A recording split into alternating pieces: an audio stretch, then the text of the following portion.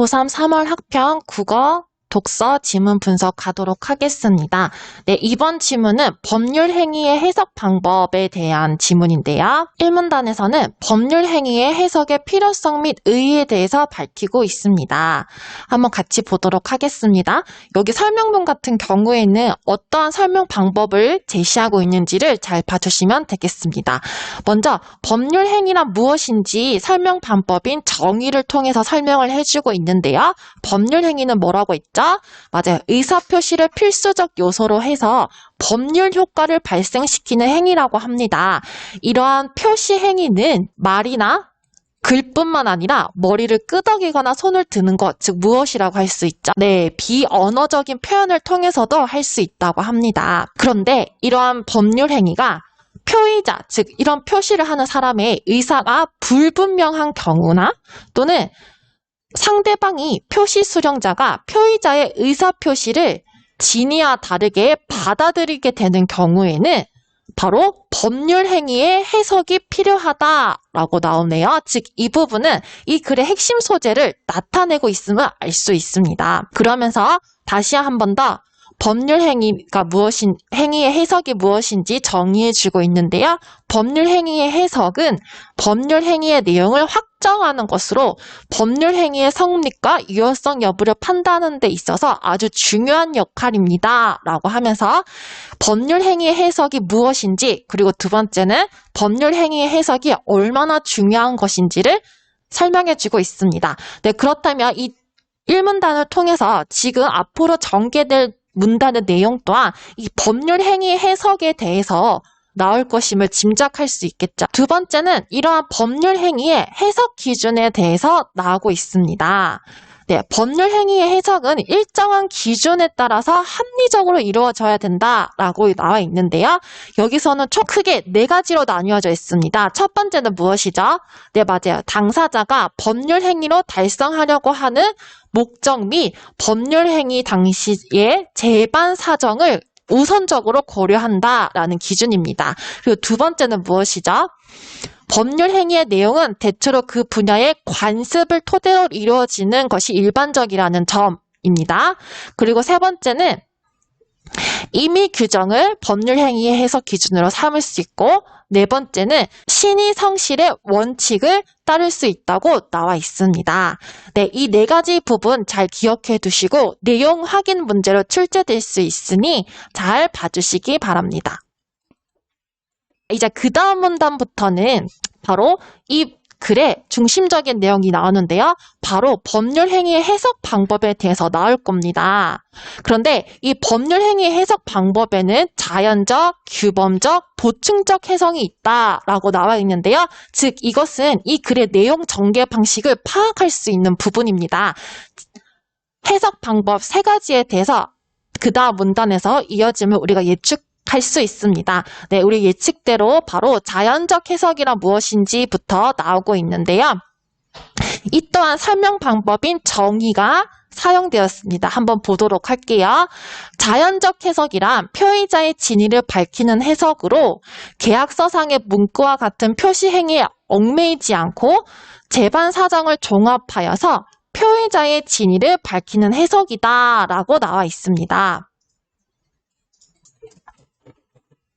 네, 이런 경우에는 만약에 계약하는 상황에서 표의자의 진위와 다른 의사 표시가 있었더라도 표의자와 표시 수령자 간의 의사가 합치되었다라고 하면은 그 내용의 목적이 달성된 것으로 보는 것을 말합니다. 또한 유언을 하는 상황에서 유언자의 진위를 바탕으로 유언의 의미가 무엇인지를 명확하게 밝히는 것을 의미합니다. 네, 나중에 문제에서 자연적 해석이 무엇인지 또한 이런 자연적 해석이 적용되는 상황에 대해서 물을 수 있으니 이 부분 또한 잘 봐주시기 바랍니다. 자, 그 다음 한번 볼게요. 네, 바로 두 번째 해석, 규범적 해석은 어떠한 것인지에 대해서 나오고 있네요. 규범적 해석은 표시 행위의 객관적인 의미를 탐구하는 해석이다 라고 여기서도 설명 방법인 정의를 통해서 이야기해주고 있습니다. 이때 규범적 해석을 적용할 때 주의할 점이 나오고 있는데요. 바로 재반 사정을 고려해서 적절한 주의를 기울인 합리적인 사람이라면 표시 행위를 어떻게 이해했어야 하느냐를 중시해서 법률 행위를 해석한다라고 나와 있습니다.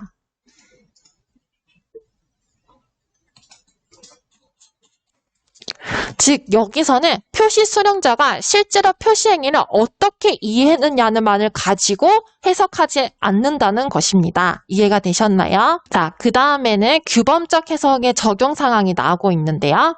계약의 상황에서 계약서의 내용과 일치하는 주장을 하는 표시 수령자가 계약서의 내용과 다른 주장을 하는 표의자의 진위를 알지 못했던 경우에 이것이 해당이 됩니다. 표시 수령자가 표의자의 진위를 알았거나 또는 알지 못했다 하더라도 표시 수령자의 과실로 표의자의 진위를 알지 못했을 경우에는 표의자의 의사를 인정하는 해석이 이루어질 수도 있다라고 다른 상황에 대해서 설명이 나오고 있음을 알 수 있습니다. 이러한 규범적 해석의 결과로 도출된 법률 행위의 내용이 표의자의 진위와 다를 경우에는 표의자의 법익이 침해될 수 있습니다. 이때 즉 앞에 이러한 상황에서 표의자는 법률 행위의 중요한 의사표시에 착오가 있었다는 것을 입증함으로써 해당 의사표시를 취소할 수는 있지만 표의자의 중대한 과실로 인한 의사표시는 취소할 수 없습니다. 네, 이 부분 나중에 내용 확인 문제로 출제될 가능성이 높으니 잘 봐주시기 바랍니다. 그 다음 보충적 해석의 정의 및 적용 상황에 대해서 알아보도록 하겠습니다. 여기서 또한 설명 방법인 정의를 사용하고 있는데요. 보충적 해석은 자연적 해석 또는 규범적 해석에 따라 법률 행위의 성립이 인정된 후에 고려하는 것으로 흠결이 있는 법률 행위의 보충을 의미합니다. 자, 그렇다면 여기서 말하는 흠결이란 무엇일까요? 네, 바로 그 다음 부분에 나오는데요. 만약에 어떤 계약에서 계약 체결 당시에는 미처 생각하지 못했던 상황이 계약 체결 이후에 발생해서 문제가 되었을 때를 말합니다. 즉, 계약 당시 미처 생각하지 못했던 상황이 바로 흠결이라는 상황이 되는 것입니다. 이 부분이 그 다음 문단으로 이어질 때 어떻게 구체적으로 나오니까 잘 봐두시기 바랍니다. 여기 보시면 가령이라는 답표지가 쓰였네요. 이 가령은 언제 쓰죠? 맞아요. 네, 예를 들 때 설명을 하고 있죠. 지금 어떤 상황이냐면 서로 병원을 운영하고 있던 의사 갑과 을이 서로의 병원을 교환하기로 하고 계약을 맺게 된 상황입니다. 네, 그런데 그 후에 을이 그 교환 계약이 무효라고 주장하면서 종전의 병원으로 다시 돌아가겠다라는 의사를 표시했어요. 이때 갑이 교환 계약의 유효 확인을 청구하면서 을이 종전의 병원이나 그 부근에서 개원하는 것을 금지하는 청구한 사안이 있습니다. 라고 이렇게 법원에 말을 하게 되죠. 이 사안에 대해서 법원에서는 갑과 을이 교환 계약 당시에 상대방이 종전에 운영하던 병원으로 곧 돌아올 가능성을 염두에 두지 않아서 이러한 문제가 생겼다라고 보았는데요. 즉, 이 부분 무엇일까요? 네, 맞아요. 계약 당시에는 미처 생각하지 못했던 상황이죠. 즉, 이것을 우리가 아까 뭐라고 한다고 했죠? 네, 맞아요. 바로 법률 행위의 흠결 행위라고 할 수 있습니다. 즉, 이러한 경우는 앞에서 보았던 자연적, 규범적 해석이 아닌 바로 보충적 해석이 적용될 수 있는 예라고 할 수 있겠죠. 따라서 법원에서는 만약에 이 당사자들, 즉 갑과 을이 교환 계약 이행 완료 후에 2, 3년 내에 상대방이 종전의 병원으로 돌아올 것을 예상했다면 그 기간 동안에 복귀 금지에 합의했을 것으로 판단해서 가배 청구를 받아들인다는 판결을 내리게 되었습니다.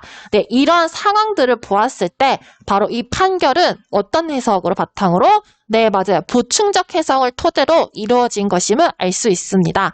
네, 여러분 지금 보니까 앞선 문단에서는 보충적 해석에 대해서 설명을 해줬고 그 이후에는 보충적 해석의 구체적인 사례가 나왔습니다. 이처럼 문제에서도 하나의 사례를 제시하고 이것이 보충적 해석인지 규범적 해석인지 자연적 해석인지 응용 문제로 여러분들이 생각하고 판단하는 문제가 나올 수 있으니 이 부분 잘 봐주시기 바랍니다.